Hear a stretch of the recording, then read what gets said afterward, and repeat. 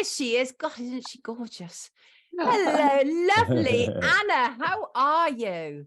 I'm all right, and you? Yes, I'm very well, thank you, everybody. This is Anna Lucia Alves. Anna has been with me before. This is Sean. This is your first time meeting Sean. Hey, Sean. How are you? I'm good. I'm good. It's 2:15 in the morning, so it's. Oh, thank you so much. I don't stay up this late very often. Where are you? I'm still in the Yucatan Peninsula in Mexico. Mexico. Wow. I thought so. Absolutely. Beautiful, beautiful Mexico. We so appreciate you joining us. We're going to talk about a whole heap of stuff. When you came on with me before, we had talked about the Me Too movement. It seems like we've moved on a long way from that, doesn't it? Absolutely. One of the things that you'd said before, which I thought was it was completely different to what everybody else said, and that was you felt that Weinstein was a scapegoat and just the tip of the iceberg, and it was all about distraction. Pick that up for us, would you? Yeah, of course.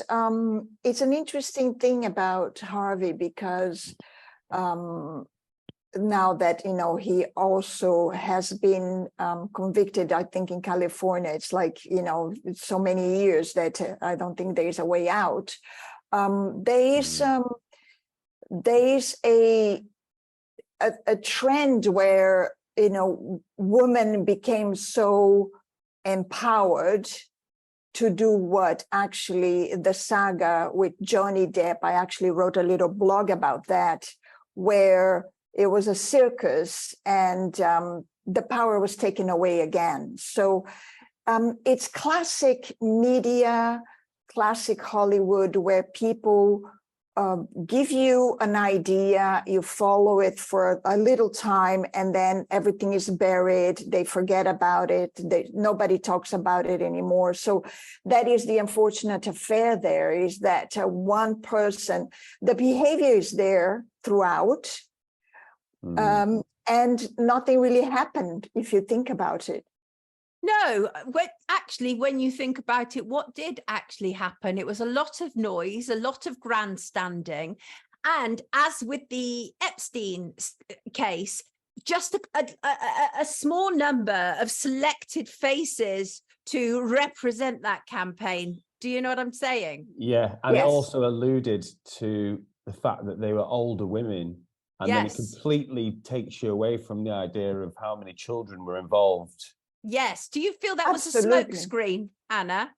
Yes, absolutely. And it ties up to the new smoke screen that is being brought on to us now, because as I prepared for this, I've been investigating a lot this anomaly. It's a huge anomaly regarding the Sound of Freedom film.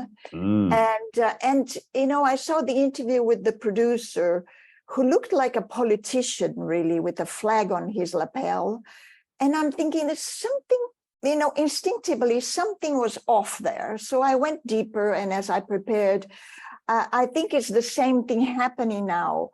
And it's a very serious affair, again, where, I made a list of I have so many numbers here that we would I became a mathematician today, but it's so, the statistics are so crazy. And what really for me was the red flag is that the website for this movie that made so far $150 million, which is a great anomaly. First, it was out in 2,400 theaters, and on the 4th of July in America, which is a huge thing. I mean, we are talking about professionals here. Distribution is a very specific things, and they know the movies that are going to come out 4 to 5 years ahead of its time.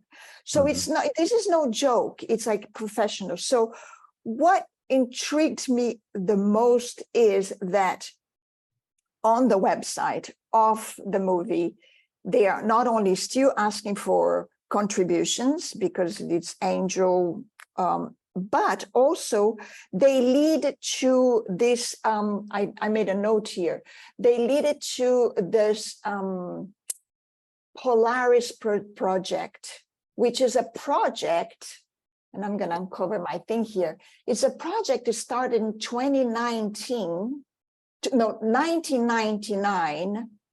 Let me make sure that I got the right stuff here. Now, the Polaris Project says that 28 million people are trafficked worldwide. So it's like a database thing that is used in America. That's the main thing. And this Polaris Project is saying that only in America, 2,300 children are reported missing per day.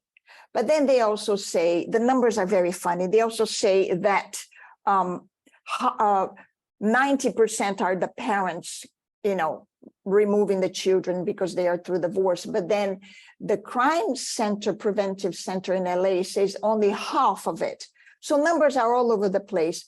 But what I thought it was interesting is that the Polaris Project is started in 1999, and the numbers have increased, meaning there is this huge effort to keep children safe, but the business of child trafficking and human trafficking has increased since 1999. I got you. Right. You know what I mean? $300 million, it went to $150 million. I mean, all these efforts of all these things, and everything went online, and the things are increasing. So it doesn't make sense to me. So just to give some background, obviously, Sound of Freedom is the big sort of alternative movie that everybody has talked about. Oh, yeah. As Anna said, it's grossed over 149 million at the box office, and that's against a budget of just like 14 million. So that's significant, isn't it? It has received mixed reviews. We've heard lots about, which appears to be hype, about how it's being removed from YouTube, and trailers and segments and all of this.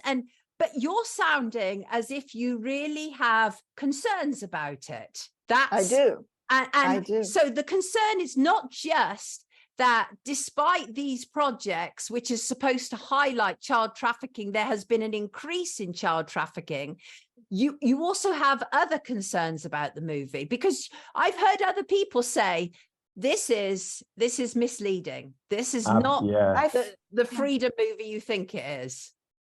I felt it too. What do you think, Sean? I've heard people make assumptions about Jim. Is that the producer? Jim is the actor. Yes. Yes. He has the lead role, because it's based on a government agent, isn't it? Who was it's loosely based. They're hyping it up as like it's the true story, but it's very loosely based on some Mormon guy. Right. Okay. So I'm gonna try and watch it this week. But what I've seen, the way he spoke about himself and Trump over the last few weeks, I think he placed himself as a Moses character and Trump as the second coming of Jesus. That's right. So there's a little bit of, and obviously the production company is called Angel Studios. So there's a lot of religious kind of like God complex, hero complex vibes. Yes, and also I looked into Angel Studios. Angel Studios it's in Utah, and it went into bankruptcy before it got $100 million up again. I mean, when you're talking about those numbers, we spoke about this before, Sonia. It's not a walk in the park. I mean, when you gather $100 million, we are talking big time now. So what I think is the point I want to make is that we need not to be so innocent and so allured just because it's called Angel. Just because understood. Jim was Christ, and he seems a bit odd for me as well as a personality. That's right, because he did play Jesus, didn't he? In the Passion of the Christ. And the thing is, I just want to say this, because I think it's really important that people understand the context in which you're talking. You really feel it's so important for us to tackle cinema and how it's been misused by Hollywood. You talk about you've talked absolutely, and you've talked before about how movies are a tool of culture creation. Yeah. Tool of the devil. And so it's in that context that you're talking about the sound of freedom. You're saying we've been fed this whole idea that it's revolutionary, and the theme itself, people like us, we want to say, yes, we want to know about it. It's so important. But equally, what you're saying is that there are subtexts going on here that we should also be aware about, right? Absolutely. I mean, there's Tony Robbins that is not, you know, he is a contributor financially, but he's not in the IMDb, the big database. He's not mentioned. So there's a lot of anomalies where when you're very open like that, you know, Elon Musk got interested and say, oh, let's see. So this is the propaganda machine. It works, and it's all online right now. They are moving. They have moved Hollywood 20 years ago into the Silicon Valley already. And Amazon and Netflix became so huge. It's not by chance. Now, when you look into great movies done in the 100 and some years of cinema, I mean, the best decades of movies are the 50s and the 70s. That's when the artists, and now, of course, the strike in Hollywood, and I say, please, God bless, we've got a chance here to make a big thing, is that every time the money guys muffled the artists, that the decade after there was a rebellion, and then movies and cinema got better. 50s and 70s, Easy Rider, and the 50s, you have the whole beautiful movies that were more into, like Charlie Chaplin was still trying to work before they banned him as a, you know, accuse him of something ridiculous. But anyway, just to say that cinema is a culture creation. Cinema dictates fashion, dictates music, dictates everything. I say that movies and Hollywood is the nervous system of the planet. Everything 100%. You put in the nervous system, it's going to, you know, your mind is going to be confused, and people are just, they want it. They hold their beliefs when they go into the movies. They want to believe it. You touched emotionally. And again, go ahead. Like America can commit any atrocity in war and then make a film about it from their perspective, and people genuinely believe that that's how it went down, and that America was the good guy, right? And they can literally do absolutely anything in war and make a film about it in a month, and people believe that's how it literally went down. And that's what I could never get my head around. Like, it is a Hollywood production. It's they do, but they like propaganda machine. Official narratives. They do. Yeah. But Anna, I'm interested to know from you how you think this strike can change things for the better. Well, first and foremost is the talent is telling the CEOs and the big guys and all the Black Rocks and all the big money guys that without them, there is no industry. I spoke about this for 2 decades. I've been waiting for this. I've been saying, when are people going to say stop? So with the idea of AI removing the writer off the bat because he's a killer, and just, you know, always speaking the same stories because it doesn't have renewal, because it's just remixing the stuff. So now with that, the writers said, okay, that's enough, because they're already struggling. They already don't earn too much money. They diminish their salary, and now AI can just write very quickly. So then they went. And then the actors, they came 2 months later, and the new deal was, we are going to scan your likeness, your voice and everything, and we will own it for eternity. And their contracts, and I've seen some of them, they own you or whatever product eternally in the galaxy. I mean, you wouldn't believe it. When you read it, you go like, what? They're like into the galaxy? It's like, we are just on Earth here, you know, keep it simple. But so long story short, this is a great thing, because without the talent, there is no industry. So right. with my So it's getting back to talent as opposed to nepotism and who you know and all of those other things. Absolutely. So Cine Tribe, go on, talk to Yes. Cine So Tribe is your production company, which presumably is coming from a completely different perspective. Completely. So it's totally unaffiliated. So from any of it. So Cine Tribe is cinetribe.club, and it's a media studio, it's a boutique media studio.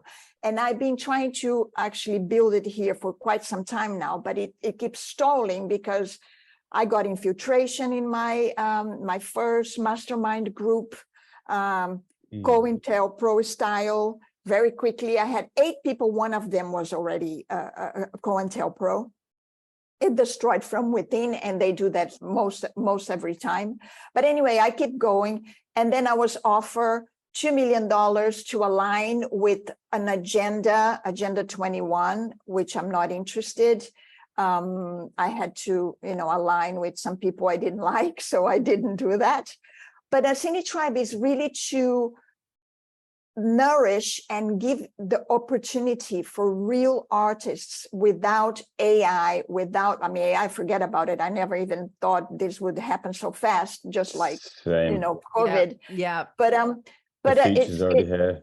Exactly. But it's a future that they don't know yet, because you see, the thing about the people that are trying to control everything is that they forget that the human spirit is not something that they can manage. Right.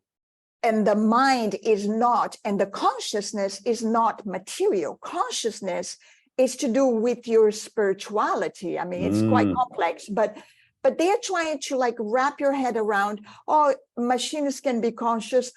It's not true. That's right. Ridiculous. Completely taking the heart out of it. Yeah. We are like an elastic band, and eventually we will snap. Yes. Exactly. Yeah. So Hollywood snapped. So I say Hollywood is melting down. And it's 2 decades late already for me. I'm like, guys, what are you doing? I was never affiliated to any of these people. So this new movement is making movies that matter, that actually tell beautiful stories that are inspiring. Music also with actually a distribution attached to it, because Hollywood is the distributor and that's what they do best. And that's why it's so hard to distribute, and that's why Sound of Freedom, I was like 2,400 theaters on the 4th of July. There's something fishy about this, although I was very happy about it. Interesting, because so what you're really saying is that the provenance of what we've been told about Sound of Freedom doesn't, because what's happening actually matches up to a big studio release, whereas we're being told this is, publicly funded, etc., etc. Didn't they initially release tickets, and then everybody bought tickets for their cinema, and I think if they sold 100 seats within a cinema, the cinema was forced to put the film on?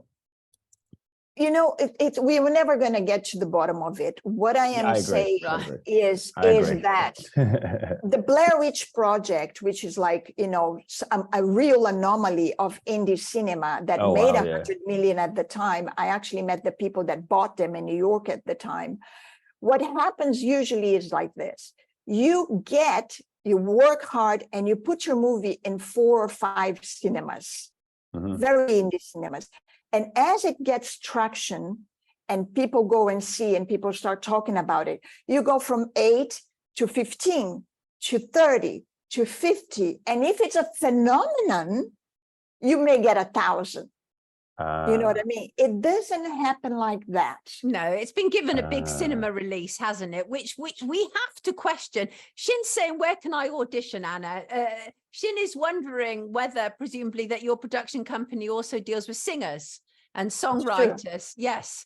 Okay. Well, we should put you in touch with each other. Shin is extraordinarily talented. You really should hook up. But let me throw you this then, just a question. So obviously, you and I have talked before about the trafficking of children, child abuse, etc. All of these issues, really important issues.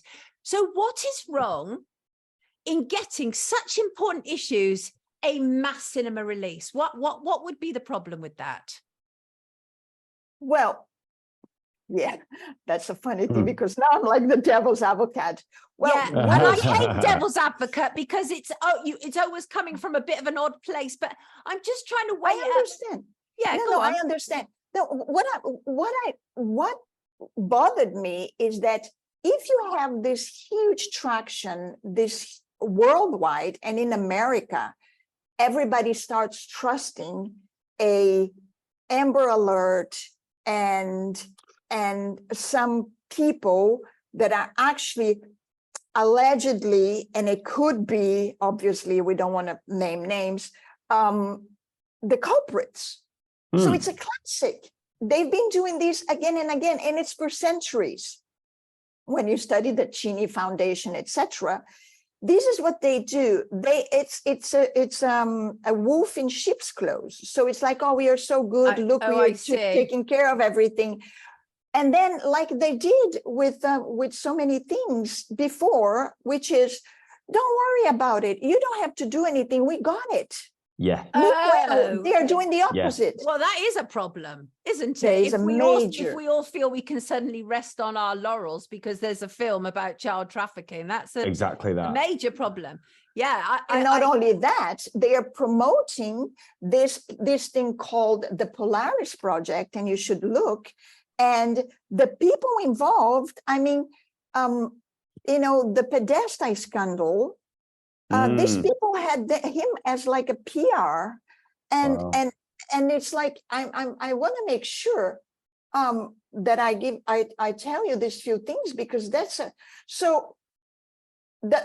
PR, the Podesta people. So the NCMEC, the National Center for Missing and Exploited Children in America, was founded and started and promoted by Hillary Clinton and Tony Blair. Oh, wow. What? Sponsored by Richard Branson in 1999. And Jerry McCann went over with the idea, really, of doing a British version of a similar thing, met up with the man who was running it. Then the aim was to really pretty much do a similar British version. Yeah, true. Yep. So as I'll give you a little timing, because I think this is important to have it out there. It's now operating with law enforcement in 150 territories, with Interpol and everything. In 2009, Clinton Global initiated a partnership with the Polaris Project. So the NCMEC was started by them, but in 2009, they got together with the Polaris Project, So in 2009, also the Amber Alert, the called Amber Ready, selected Podesta Group. And you remember the WikiLeaks scandal with him and some grafted children paintings. So he's the PR for these people, In 2014, they created the Global Modern Slavery Directory. It's a database that apparently, allegedly, held in Sweden. And guess who was assigned by Obama to take care of this database? Podesta.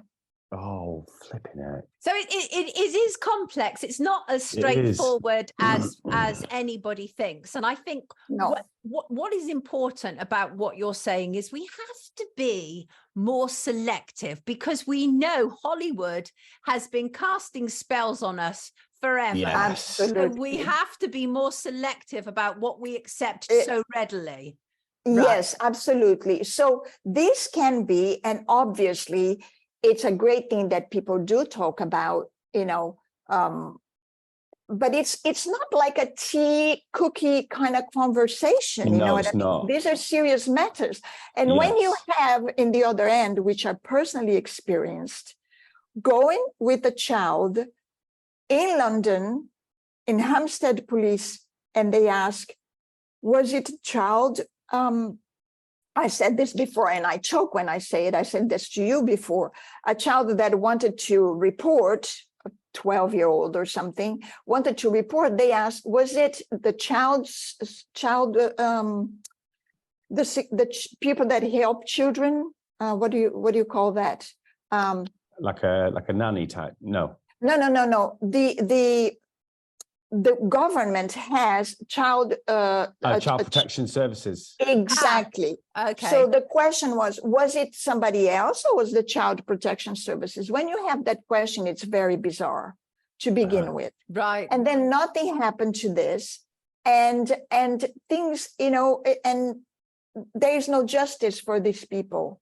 There is no justice for the people. And there's so many cover-ups. There's so many people that get in trouble just by reporting. And so we're given these little carrots. Yes. Yeah. I personally had a story. So and I think that's interesting, the little carrots that you just said there, Sean, because that literally could be what is going on here, is this whole idea where, going back to what we said earlier, and that is we suddenly feel that something is happening, something is taking place, that, and we know, I mean, it is Hollywood. So we must not be under any illusion with what we're dealing with. No, it's true. And it's also a military operation in a sense that they call this a limited hangout. Meaning, they say, a limited hangout only like, a crazy tinfoil heads and etc. But if you look at COINTELPRO, if you look at limited hangouts, like Snowden, I don't know how people still believe like Snowden was, nothing happens. You just have to look, give it 5 months. If nothing happens, if the things keep growing, if the things keep continuing, it's a sleight of hand. Yeah, we have to be more discerning. We cannot. Absolutely. We should have learned by now that we cannot just go, woo, they've portrayed it like this, so therefore we must accept it like this. I'll be honest, in a way, I kind of did do that a little bit, and we all did. So I'm glad there's people like you out there, Anna, because it's very important. Yes, thank you. Well, I was enchanted for about 2 days, and then I looked into an interview. And I thought, it doesn't feel right. I think actually us humans, we must begin to trust our intuition way more than we do. Yes. If it doesn't, they call it even in medicine, alternative medicine, obviously, that you have your second brain, which is your gut. Yes. They call it the second brain.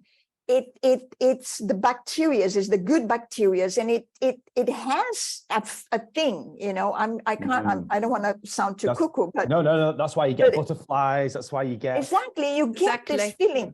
And so we need to be able to really use that furthermore, especially now that AI is coming in and they are trying to chip the children, because this is the thing about, you have to think about a fast forward. We are not going to let it happen. But imagine just 5 years from now, this department of blah, blah, blah, NCSC, whatever they name it, it's so worldwide, it's so everything. And now we have to chip your children so we know where they are at all times. No, absolutely true. Just before you leave us, I just want to ask this, and that is, what we've seen is, so mainstream media has kind of portrayed Sound of Freedom as like QAnon. What do you think about that take? Well, QAnon, just like the Sound of Freedom, is just a diversion. I believe. I mean, I think the terms they use also, we need to be very aware the words they use, because it is an enchantment stuff. Is that it's for me, I never believed to begin with in the QAnon, because it was so fantastical and it was so great. I have a problem with it's too good to be true. Yeah. When it's too good to be true, you've got to look deeper, because there might be something there. And then we need to take action, each one in our neighborhood. We need to keep an eye on the children, eye on the teenagers, be kind to each other. There's so much we can do, but it has to be local. It has to be in our community. Right. Demand the people. And if you see some creep, it's a creep. Right. You got to announce, you got to say that person is weird. You see a child being removed. I remember when I moved from Paris to New York in 2000, it was already so big, this child abduction, that I put my son, he was only 7 years old into a karate class. And one of the things they were training in America already was martial arts for kids. And they would tell them, if anybody grabs you that is not your mom or not your dad, you have to scream and kick and bite. And you're not my mom, you're not my dad, you're not my mom, you're not my dad. Nowadays, you've got to tell your children to do that. You've got to train them. Exactly. You shouldn't be relying on them being chipped. Freaking woods, man. Yeah. It's awful. Yeah. Absolutely. We have to let you go, which is always such a pity, but we're so grateful to you joining us from lovely Mexico. Thank you. Thank everybody. you. Anna Lucia Alves. I will hook you and Shin up together. I think you two have something to do together. I sense that. Yes. And before I go, I just wanted to plug in this. I have a website now, analuciaalves.com. Is with an with an S at the end, not Z. Ana Lucia Alves with a VES in the end, and .com. And I have an essential media page there that is very interesting, and I'm blogging now. So you can find me there, analuciaalves.com. You can find me there, and you have Cine Tribe, you have the movies, you have everything, and you guys can just hook me up from there. We absolutely will. Thank you so much for being with us this morning. Thank you for what you guys are doing too. It's so important. Pleasure. Beautiful to see you. We love you. We love you too, sweetie. Take care. All right. Bye-bye for now. Lovely. God, she's lovely. Thank you. Bye-bye. Bye.